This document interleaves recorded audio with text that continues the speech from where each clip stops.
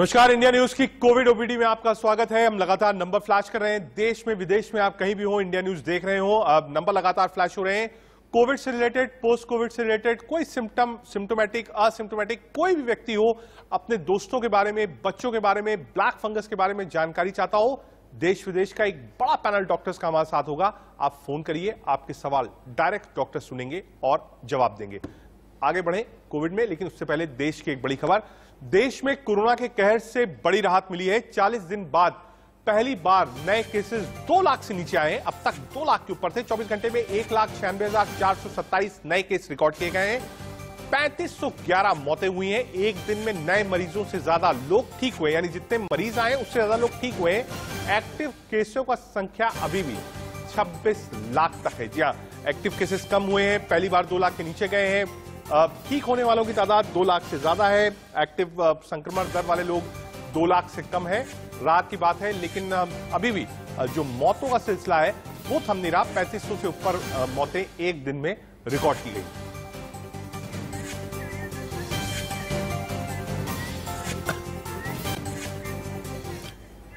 Corona काल में अच्छी खबर यह है कि केस लगातार कम हो रहे हैं। इसी बीच विदेशों से भी मदद आ रही है।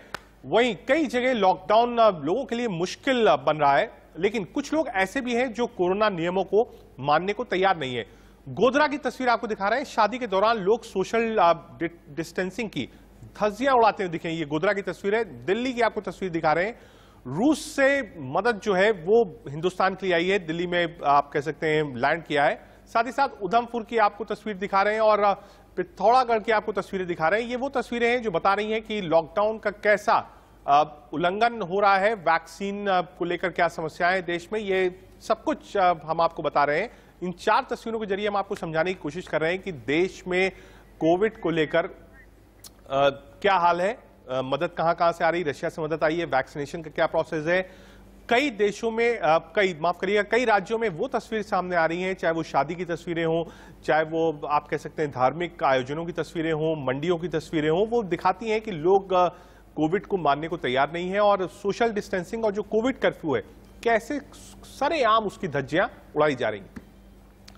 हमारे साथ एक खास मेहमान है, डॉक्टर भैरम परदीवाला, सीनियर कंसल्टेंट है। साथ ही साथ डॉक्टर माधवी सेठ भी जुड़ेंगी। अभी डॉक्टर परदीवाला हमारे साथ हैं। बहुत स्वागत है डॉक्टर परदीवाला इंडिया न्यूज पे आपका। डॉक्टर साहब, जो थर्ड लेयर है उसकी लगातार चर्चा तेज हो रही है और कहा यही जा रहा है कि थर्ड वेव सबसे ज्यादा बच्चों को अफेक्ट कर सकती है। ये बराबर है। जब आपकी थर्ड वेव आएगी, पता नहीं कब आएगी। हाँ। बच्चों के ऊपर असर होना ज्यादा है जी। बस आपको एक चीज ध्यान से सुनना है कि बच्चों को एक इम्यूनोलॉजिकल डिजीज होता है। कोविड उनको अफेक्ट करेगा, और कोविड के बाद एक इम्यून रिएक्शन होता है जिसको बोलते हैं systemic inflammatory syndrome of children, जिसके वजह से पूरे बॉडी को अफेक्ट हो सकता है। वो सबसे डेंजरस रहता है, और वो समझने के लिए डॉक्टर शुड बी अवेयर कि ऐसी एंटिटी है और ये होने वाला है। बट डेफिनेटली बच्चों को होने वाला है, और थर्ड वेव में ज्यादा बच्चे इन्फेक्ट होंगे। तो सब कहा जा रहा है कि वैक्सीनेशन का प्रोसेस, और लोग ये कह रहे हैं कि अगर वैक्सीन बच्चों को देनी शुरू की जाए तो इस असर को हम कर सकते हैं, लेकिन वैक्सीन इस वक्त है नहीं। आप जो प्रोडक्शन है वैक्सीन का वो उतना नहीं है। अभी 18+ को ही पूरा वैक्सीनेशन नहीं मिला है। 45+ वालों को जो सेकेंड डोज मिलनी थी वो भी नहीं मिल पा रही है। और ये स्वाभाविक है, क्योंकि एक दायरा होता है प्रोडक्शन का, उस हिसाब से प्रोडक्शन चल रहा है। हालांकि सरकारें लगी हैं कि कैसे आउटसोर्स कर लें, कैसे मॉडर्ना, जॉनसन एंड जॉनसन और फाइजर जैसी कंपनीज से मेडिसिन इंपोर्ट की जाए, लेकिन वैक्सीनेशन का प्रोसेस उतना तेज नहीं हो पा रहा है कि हम सभी बच्चों को वैक्सीनेट कर लें। तो एहतियात क्या उठाना चाहिए माँ बाप को? देखिए, बच्चों को प्रोटेक्ट करना चाहिए कि उन्हें इन्फेक्टेड पर्सन से दूर रखना चाहिए, उनको घर के अंदर रखिए। अभी जो आप बोल रहे हैं स्कूल खोलने की बात चल रही है, I think it is highly irresponsible. आगे क्या होने वाला है वो देखना चाहिए, उसके बाद ही करना चाहिए। और जैसे आप पहले मेंशन कर रहे थे, सोशल डिस्टेंसिंग बहुत ही जरूरत है। जब तक सोशल डिस्टेंसिंग नहीं करेंगे, जब तक बच्चों को मास्क नहीं पहनाएंगे, बल्कि डबल मास्क नहीं पहनाएंगे, ये प्रॉब्लम होने वाला है। और आई स्टिल थिंक कि जितना हो सके बच्चों को भी वैक्सीनेट करना चाहिए। ठीक है, ठीक है। डॉक्टर साहब, एक दर्शक हमारे साथ हैं, भीम सिंह। भीम सिंह जी, आप अपना सवाल पूछ सकते हैं। वैक्सीन से लेके एक प्रश्न है जी कि मेरे 2 बच्चे हैं, उनको 4 तारीख को वैक्सीनेशन हुआ और उनका जो है कंफर्मेशन मैसेज नहीं आया। हमने सब चैनलों पे अप्रोच कर लिया है। हेलो जी, आप सवाल पूछिए अपना भीम सिंह जी। हाँ, अब सब चैनलों पे अप्रोच कर लिया, कहीं से कोई रिस्पांस नहीं मिला, फिर हम नेक्स्ट डोज कैसे लगवाएंगे? अच्छा, मुझे लगता है ये टेक्निकल क्वेश्चन भी ज्यादा है, लेकिन डॉक्टर साहब वैक्सीन लगा दी है, कंफर्मेशन नहीं आया है, क्या करें? देखिए, आपको जिधर वैक्सीन लगाया है उधर जाके चेक करना चाहिएगा कि ये क्यों नहीं आया है। हाँ। उनके पास भी रिकॉर्ड रहते हैं और वो वापस कोविन ऐप के ऊपर जाके पूछ सकते हैं कि ये क्यों नहीं रजिस्टर हुआ है। कभी कभी कोविन रजिस्टर नहीं करता है, तो वो रेक्टिफिकेशन हो सकता है जिधर से आपने वैक्सीन लिया है उधर से। ठीक है, खैर ये टेक्निकल चीज है। डॉक्टर साहब, एक चीज और आप समझना चाहूंगा, बच्चों के लिए एहतियात आपने बताया कि घर से बाहर आप मत जाइए, वैसे भी लॉकडाउन है, अनलॉक की प्रक्रिया भी शुरू नहीं हुई है, बच्चे ज्यादातर घर पर ही हैं, बहुत होता है तो टेरेस पे चले जाते हैं या बालकनीज पे चले जाते हैं, हालांकि इस वक्त वहां पर भी नहीं जा रहे हैं। और क्या एहतियात खाने पीने में बच्चों को बरतना चाहिए, माँ बाप को क्या एहतियात बरतना चाहिए कि बच्चे कोविड के प्रभाव से दूर रहें? देखिए, ऐसे कुछ स्पेशल डाइट या स्पेशल कुछ न्यूट्रिशन नहीं है। हाँ। पर एक ही चीज याद रखिए कि इनको न्यूट्रिशियस खाना खाना चाहिए, जिसमें सब वेजिटेबल्स हो सकते हैं, डेयरी प्रोडक्ट्स हो सकते हैं, फ्रेश फ्रूट्स हो सकते हैं, जिससे नेचुरल इम्यूनिटी बिल्ड होती है। हाँ। उसके साथ एक कोई बी कॉम्प्लेक्स और जिंक की टैबलेट लेने में कोई इतराज नहीं है। हाँ। ये उनको लेना चाहिए, बट एडिक्वेट न्यूट्रिशन वो सबसे ज्यादा है। उनको खाना बराबर चाहिए, पौष्टिक खाना खाना चाहिए और लाइट एक्सरसाइज करनी चाहिए। हाँ, ठीक है। डॉक्टर साहब, क्या क्या चीज, क्योंकि बच्चों को खाना खिलाना भी अपने आप में एक बहुत बड़ा काम है। आप ये कहना बहुत आसान है, आपने बहुत आसानी से डॉक्टर साहब कहा कि बच्चों को आप न्यूट्रिशंस खाना दीजिए, वेजिटेबल्स दीजिए, लेकिन डॉक्टर साहब आजकल के बच्चे, आप बहुत आसान काम नहीं है बच्चों को खाना खिलाना आज के समय में। जरूर, तो आप उसको थोड़ा सा ट्रिक करके कर सकते हो। तो छोटे बच्चे होंगे तो आप उनको पिज्जा दे दीजिए, पिज्जा के ऊपर फ्रेश वेजिटेबल डाल दीजिए। अच्छा, यदि आप उनको फ्रेश फूड देना है तो थोड़ा सा आइसक्रीम दे दीजिए, उसके साथ फ्रेश फूड दे दीजिए। तो वो थोड़ी ट्रिकरी, थोड़ी प्लेजर, थोड़ा कैजुअलिंग से हो सकता है। ठीक है, ये अच्छा सजेशन आपने दिया है। हालांकि डॉक्टर साहब, लोग इस सीजन में मना कर रहे थे कि आप बच्चों को आइसक्रीम्स मत दीजिए और जंक फूड, पिज्जा, बर्गर मत दीजिए। हालांकि आपने सजेशन दिया है और आपने ऑन रिकॉर्ड दिया है कि आइसक्रीम भी दे दीजिए और पिज्जा भी दे दीजिए। मुझे लगता है कि माँ बाप से ज्यादा बच्चे इस वक्त आपको देख के बिल्कुल खुश होंगे, बहुत खुश हो जाएंगे। ठीक है, एक कॉलर हमारे साथ सुभाष जुड़े हैं। जी सुभाष जी, आप सवाल पूछ सकते हैं अपना डॉक्टर साहब से।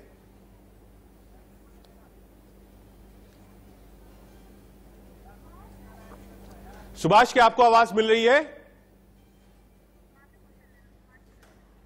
ठीक है, डॉक्टर परदीवाला, ये तो चीजें हुई, क्या कुछ प्रिवेंटिव इम्यूनिटी की दवाइयां हो? हालांकि बहुत लोग नहीं कहते, लेकिन हम देख रहे हैं कि इस वक्त कई ऐसे नेचुरल प्रोडक्ट्स आए हैं इम्यूनिटी बूस्टर्स के रूप में, क्या वो भी बच्चों को दिए जा सकते हैं कि उनकी इम्यूनिटी जो है वो प्रॉपर रहे?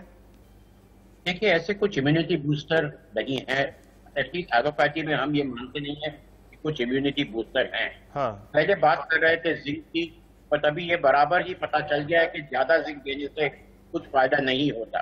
उसके लिए मेरा एम्फेसिस यही रहेगा कि आप उनको न्यूट्रिशियस खाना दीजिए। थोड़ा सा बी कॉम्प्लेक्स सप्लीमेंटेशन देना है तो एक गोली दे सकते हो, अदरवाइज न्यूट्रिशियस खाने से ही फायदा होगा। अच्छा डॉक्टर साहब, अभी आपने जिंक की बात करी, अब एक आप कह सकते हैं थ्योरी ये भी है कि डॉक्टर साहब आएंगे एक मिनट, एक कॉलर हमारे साथ लीला जुड़ गई। लीला, आप अपना सवाल पूछ सकती हैं।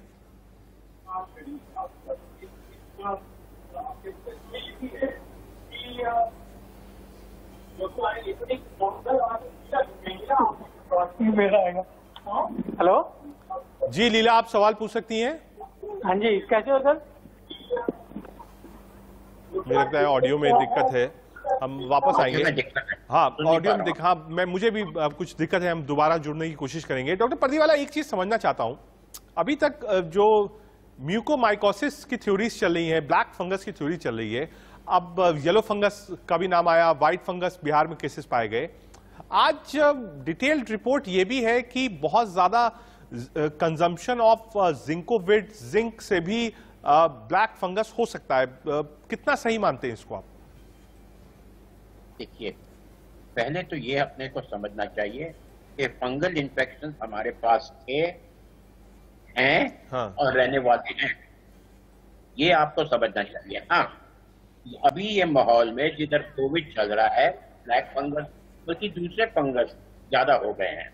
इसके 2 या 3 कारण हैं। एक, कोविड इटसेल्फ अपनी इम्यूनिटी कम करता है, पेशेंट की इम्यूनिटी कम करता है। दूसरा कि जब पेशेंट को डायबिटीज है, कोविड डायबिटीज को वर्सन करता है। और तीसरा, हम जब स्टीरॉइड देते हैं कोविड की ट्रीटमेंट, ज्यादा स्टीरॉइड देने से, स्टीरॉइड काफी टाइम देने से पेशेंट को नुकसान पहुंचता है। उसके वजह से ये सब फंगस अभी ज्यादा होने लगे हैं ऐसे। और ये जिंक से ज्यादा नहीं, आप एक आयरन प्लेटिंग एजेंट देते हैं, उससे फिर ये ज्यादा होता है। और जो आप ये ब्लैक, येलो, व्हाइट फंगस, ये एक फजूल डिस्टिंक्शन है। ब्लैक फंगस जो है वो म्यूकोमाइकोसिस होता है, दूसरे सब फंगाई होते हैं। डॉक्टर साहब, एक चीज और इसमें आपसे समझना चाहूंगा, ये तो म्यूकर की हमने बात करी, लेकिन अमूमन जब से कोविड आया है, आप खुद देखेंगे और सेल और इसके डाटा भी जो है वो सार्वजनिक जीवन में है कि विटामिन सी और जिंकोविट, मुझे लगता है हिंदुस्तान में सबसे ज्यादा बिकने वाली अगर दवाई होगी तो जिंकोविट और विटामिन सी है। हर व्यक्ति जिसको 10% भी मालूमात है डॉक्टर साहब, उसने जिंकोविट और विटामिन सी की गोलियां अपने जीवन में खाना शुरू कर दिया है। किसी डॉक्टर से नहीं पूछा है, उसने कहा है जिंकोविट और विटामिन सी डेली खाना है। क्या ये सही है? क्या आदमी को विटामिन सी और जिंकोविट की गोलियां खानी चाहिए? देखिए, ये एकदम तो सही नहीं है। हाँ। हमने इधर एक थोड़ा सा स्टडी किया था हमारे हॉस्पिटल में, जिसमें हमने नॉर्मल डोज ऑफ जिंक दिया और very heavy doses of zinc दिए थे इंडोर पेशेंट। हाँ। और हमें ये पता चला कि इसमें कुछ फर्क नहीं पड़ता है। आप हेवी डोजेज देंगे तब फर्क पड़ेगा। ठीक है, ठीक है। डॉक्टर साहब, एक कॉलर हमारे साथ हैं, अनूप सिंह हमारे साथ हैं। अनूप जी, आप सवाल पूछिए। हाँ जी डॉक्टर साहब, मुझे ये पूछना था, एक्चुअली मैं कोरोना का मतलब मुझे ठीक हुआ लगभग 1 महीना हो गया, लेकिन अभी भी मुझे बहुत कमजोरी है। और कमजोरी के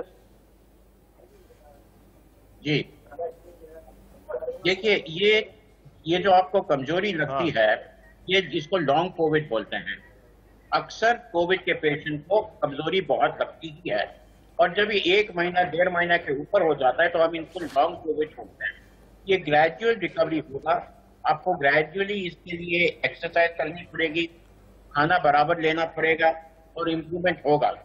एट द सेम टाइम आप संभाल के देखिए, आपका सैचुरेशन बराबर है, आपका एक्टिव बराबर है, दूसरे ब्लड रिपोर्ट बराबर है कि नहीं, ये आपको चेक करना चाहिए। आप रूटीन चेकअप्स अपना कराइए और ज्यादा से ज्यादा प्रोटीन्स और विटामिन से बड़ी डाइट आप लीजिए, सबसे बेहतर यही होगा। और रेस्ट करिए और कुछ एक्सरसाइज और योग भी बताया जाता है। ठीक है डॉक्टर परदीवाला, आप हमारे साथ रहिए। वक्त है एक छोटे से ब्रेक का। ब्रेक के बाद हम समझेंगे कि थर्ड वेव से हमें कैसे सावधान रहना है, बच्चों को सुरक्षित कैसे रखना है, इम्यूनिटी बच्चों की कैसे और बूस्ट करनी है, और मां बाप को बच्चों के प्रति क्या एहतियात बरतना है थर्ड वेव के लिए। एक छोटा सा ब्रेक, आप देखते रहिए इंडियन न्यूज टीवी। ब्रेक के बाद स्वागत है आपका इंडियन न्यूज की कोविड ओपीडी पर। डॉक्टर भैरम परदीवाला साहब हमारे साथ थे। हम लगातार कंसल्ट कर रहे थे कि बच्चों के लिए क्या एहतियात बरतना है। डॉक्टर साहब, बच्चे तो घर से बाहर नहीं जा रहे, बच्चे घर में हैं, गेम्स हैं, सिस्टम्स हैं, उसी में इन्वॉल्व है। हम घर में एक्सरसाइज करवा लेते हैं, योग करवा लेते हैं, थोड़ा आदमी डांस कर लेता है, बच्चे डांस कर लेते हैं, इससे उनकी फिजिकल एक्सरसाइज होती है।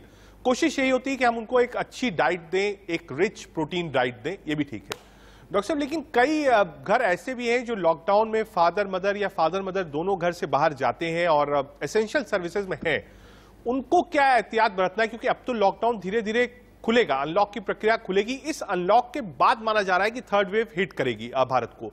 बहुत मुश्किल है कि थर्ड वेव तक देश में जितने बच्चे हैं आप सबको वैक्सीनेट कर लीजिए। एक नेक्स्ट टू इम्पॉसिबल टास्क है प्रैक्टिकली स्पीकिंग।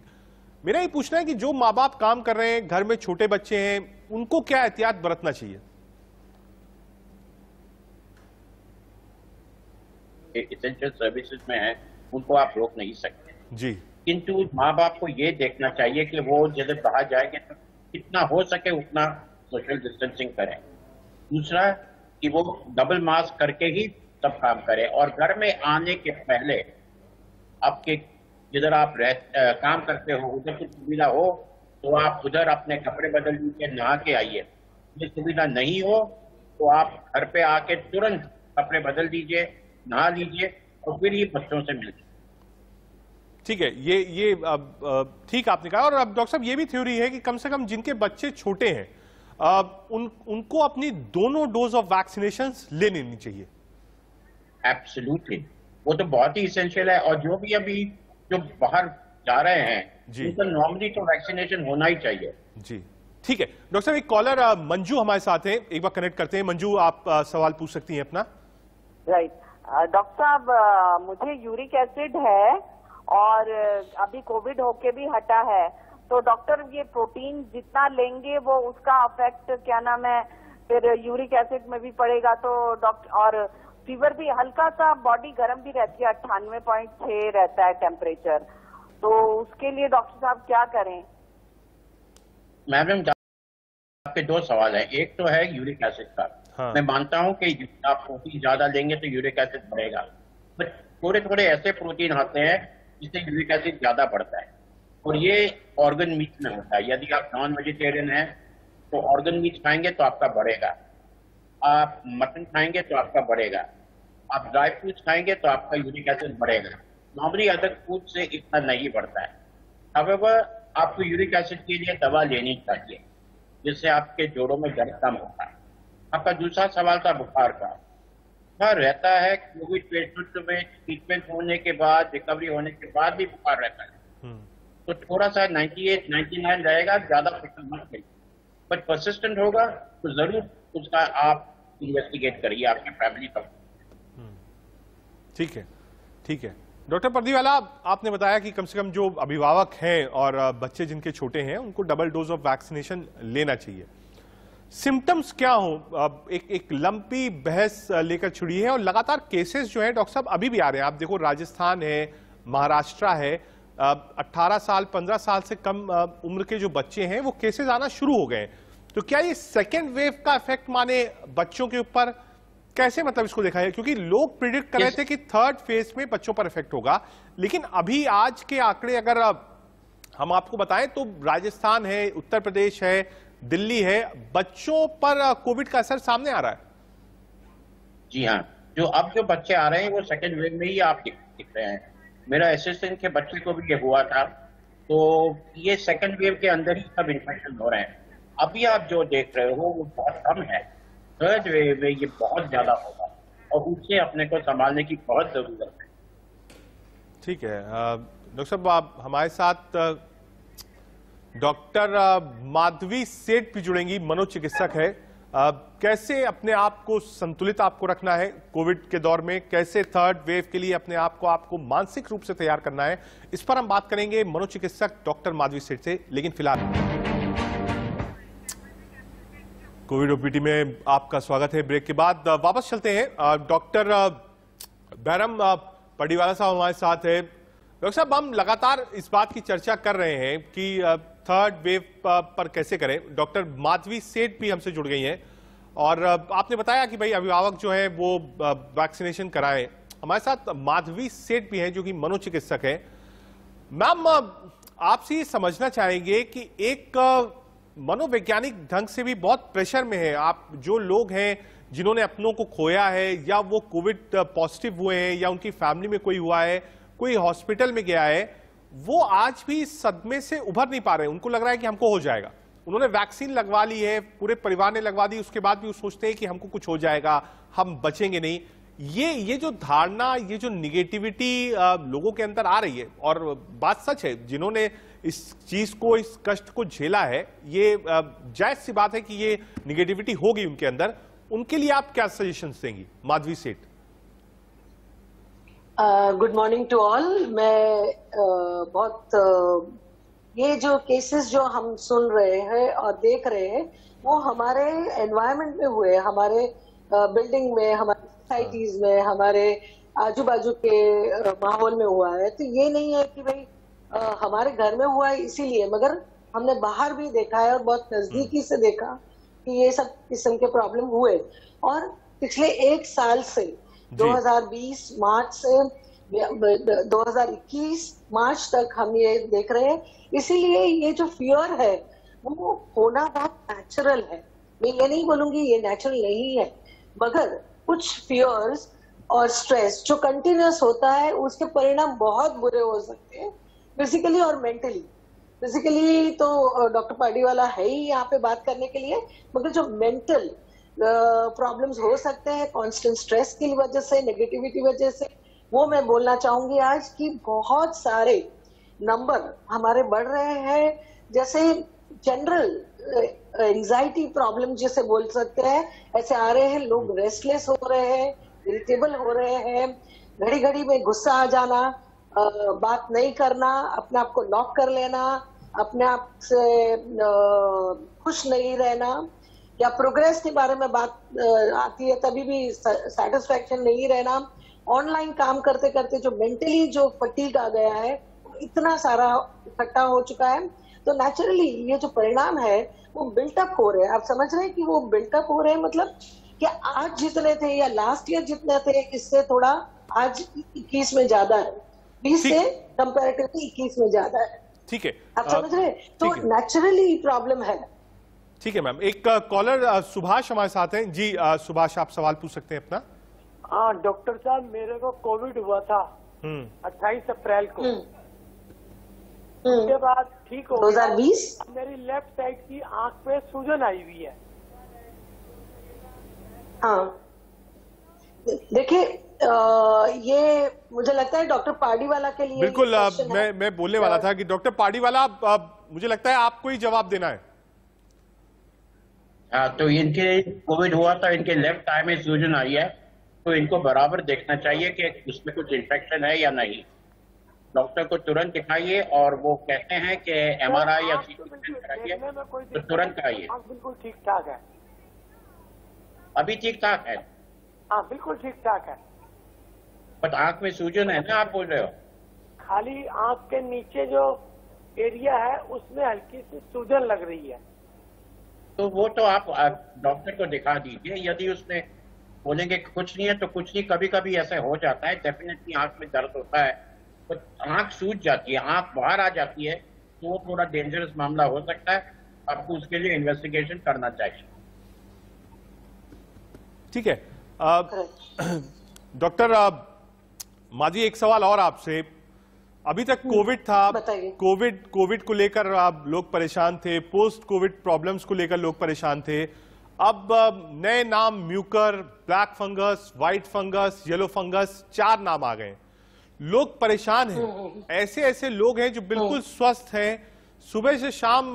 मेरे खुद अपने जानकारी में, फ्रेंड सर्किल में है जो लगातार शीशों के सामने खड़े रहते हैं, फेस चेक करते रहते हैं, टीथ चेक करते रहते हैं, और लगातार जब वो खबरें देखते हैं कंसल्ट करते रहते हैं, और अब शक का मिजाज हो जाता है कि कहीं मुझे ब्लैक फंगस तो नहीं हो गया है, कहीं मुझको पोस्ट कोविड कोई सिम्टम तो नहीं हो गया है।